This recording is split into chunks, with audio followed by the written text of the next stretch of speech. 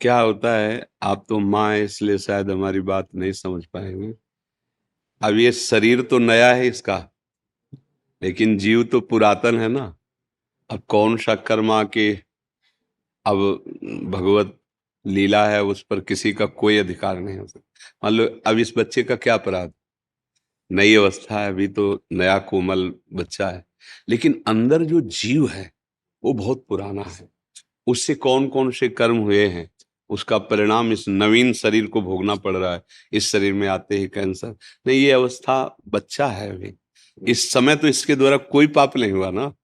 अब माना भी नहीं जाएगा। 14 वर्ष की अवस्था तक शास्त्रीय सिद्धांत है उसके किए हुए पापों को गणना में, क्योंकि अबोध बच्चा होता है। अब लेकिन देखो ऐसा, अब कैंसर जनित भयानक कष्ट वाला रोग, अब ये पूर्व, इसीलिए कहते हैं भजन करो। नहीं, इस जन्म का कर्म कई जन्मों तक तुम्हें दंड रूप में मिलेगा। ये कहा जाता है ना कि अभी तो तुम भोग भोग रहे हो, तुम्हें अच्छा लग रहा है, बुरा आचरण अच्छा लग रहा है, मांस खाना अच्छा लग रहा है, दूसरे जीवों की हत्या, जब तुम्हारा शरीर छूटेगा और फिर उसका दंड मिलेगा। अब जैसे अब हम लोग ये देखकर दुखी होंगे ना कि यार इस बच्चे ने क्या पाप किया है, लेकिन सच्ची मानो, मंगल भवन भगवान के दरबार में अन्याय नहीं। अगर इसका कर्म आपको टीवी में जैसे दिखाया जाता है ना, वो अगर सामर्थ्य हो दिखा दे कि इस कर्म के परिणाम, तो आप कहोगे अवश्य अवश्य ऐसा ही होना चाहिए।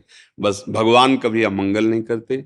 अभी अभी बच्चा रूप से दिखाई दे रहा है, पर प्रभु का ये पुरातन अंश है, ऐसी गलतियां होती हैं, उसका ये सब खेल है। अब ये माँ कैसे समझ सकती है? माँ को तो लगता है मेरा बच्चा है ना, कुछ ऐसा हो जाए कि ये ठीक हो जाए।